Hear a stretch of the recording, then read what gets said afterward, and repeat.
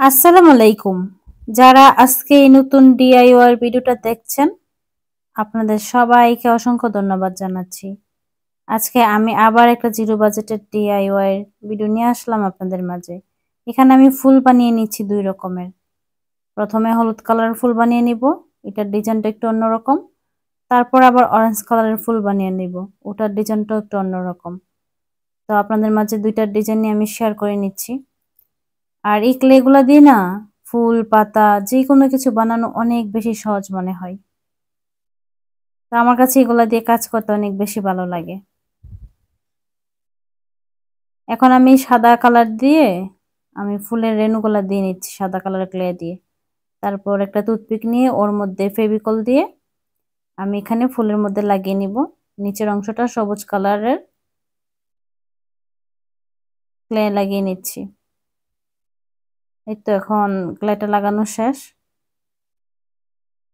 এটা একপাশে রেখে দিব। তো এই পাশে হচ্ছে আমি আবার আরেকটা ডিজাইনের ফুল এঁকে নিচ্ছি।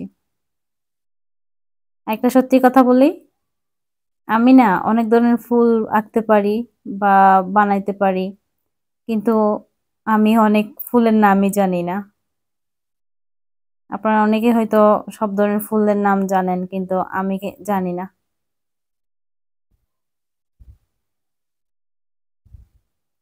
এই ফুলের নাম কি তাও আমি জানি না, কিন্তু আমার কাছে আইডিয়া আসছে মাথার মধ্যে যেটা আমি বানাই এই ফুলটা, তো বানিয়ে ফেলছি।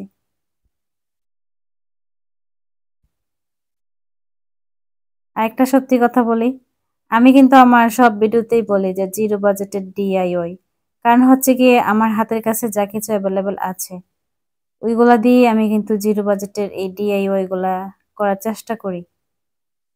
কিন্তু আপনারা আমার কোনো ভিডিও ফলো করে যদি কোনো ডিআইওয়াই করতে চান, তাহলে দেখা যাবে আপনাদের কাছে এগুলো অ্যাভেলেবেল না থাকলে যদি কিনে আনতে হয়, তাহলে আপনাদের কাছে এটা জিরো বাজেট মনে হবে না, তাই না?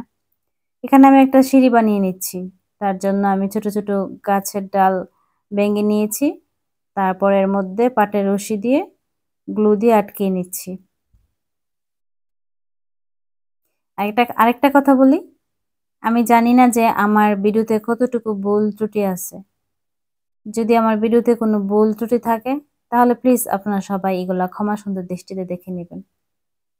আমি এখানে একটা কাগজের মধ্যে গ্লুগান দিয়ে গাছের ডালগুলা ভেঙে দরজা বানিয়ে নিচ্ছি। এটা কেচিতে কেটে নিয়েছি সমান করে। এখন মোটা একটা গাছের ডালের মধ্যে আমি গ্লুগান দিয়ে লাগিয়ে নিচ্ছি।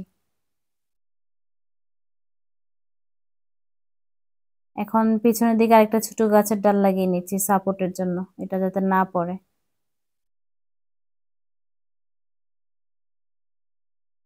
তো নিচের দিকে আরেকটা ছোট ডাল লাগিয়ে গ্লুগান দিয়ে নিচ্ছি। মাঝখানে আমি গ্লুগান দিয়ে কাগজ দিয়ে আটকে নিচ্ছি। এর মধ্যে আমি এখানে একটা ডাকনি লাগিয়ে নিচ্ছি। এটা কিসের ডাকনি জানেন? এটা হচ্ছে কি হারিকেনের। আর এটা কিসের জানেন? স্নো স্প্রের যে ডাকনিটা থাকে ওটা। আমি বলি না যে আমার কাছে এগুলো জিরো বাজেট, কারণ আমার হাতের কাছে যা থাকে তা দিয়ে আমি চেষ্টা করি এসব ডিআইওয়াই করার জন্য। এখন এর মধ্যে আমি সাদা কালার লাগিয়ে নিচ্ছি। তো সাদা কালারটা না শুকানোর আগে আমি এর মধ্যে সবুজ কালার দিয়ে দিব। কারণ হচ্ছে আমি একটা পেস্ট কালার করতে চাইতেছিলাম। তো সাদা কালারটা দেওয়ার সাথে সাথেই আমি সবুজ কালারটা দিয়ে নিচ্ছি, এই জন্য কালারটা যাতে পেস্ট কালার আসে। আর ক্যামেরার মধ্যে কালারটা দেখা যাচ্ছে না, এক এক সময় এটা এক এক রকমের কালার বোঝা যাচ্ছে, তাই না? কারণ হচ্ছে লাইটের আলোটা যখন যেভাবে পড়তেছে ঠিক ওইভাবেই কালারটা দেখা যাচ্ছে। এক সময় হালকা লাগতেছে কালারটা, লাইটের আলো যখন বেশি পড়ে তখন কড়া লাগতেছে। এখন চারপাশে আমি চকলেট কালার করে নিচ্ছি। আর আমি কিন্তু আমার প্রতিটা ভিডিওতেই বলি, আমি যখন কোনো ডিআইওয়াই করা শুরু করি তখন আমি কোনো আগে থেকে প্ল্যান করি না যে আমি কি আসলে বানাইতে চাইতেছি। আমি যখন কাজটা শুরু করি, কাজটা করার সময় আমার মাথায় আইডিয়া চলে আসে যে আমি এরপরে কি করব। তো কাজ করতে করতে আমার মাথায় আইডিয়া আসে। আমি কাজ শুরু করার আগে কখনো আমি কিছু খুঁজে পাই না যে আমি কি করব না করব। এখানে একটা কাগজ দিয়ে নিচ্ছি, এর মধ্যে আমি গাছের ছোট ডালগুলা বসিয়ে নিব। বসানোর পর আমার কাছে মনে হয়েছে যে সামনের ডালটা পিছনের দিকে গেলে আর পিছনেরটা যখন সামনের দিকে আনবো তখন হয়তো বা ফুলগুলা লাগানোর পরে সুন্দর লাগবে। এই জন্য এগুলাকে আবার সামনে পিছনে করে নিচ্ছি। তো এখন আমি ফেভিকল দিয়ে ক্লেটা লাগিয়ে নিব।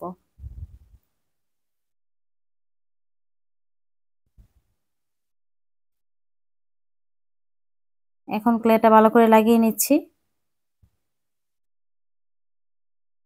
তারপর আমি এক এক করে ফুলগুলা লাগিয়ে নিব।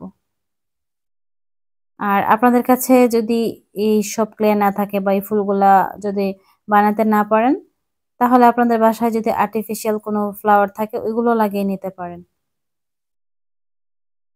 আর আমার মনে হয় এই ক্লে গুলা দিয়ে যে কোনো টাইপের ফুল বানানো একদম বেশি সহজ।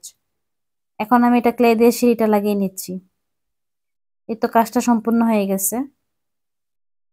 আমার কাছে আমার চোখের শান্তি মানে আমার মনের শান্তি। কাজটা সম্পূর্ণ হওয়ার পর আমার কাছে অনেক বেশি ভালো লাগতেছে। আসলে ক্যামেরাতে কাজগুলো তেমন একটা ফুটে ওঠে না, কিন্তু সামনাসামনি দেখলে অনেক বেশি সুন্দর লাগে।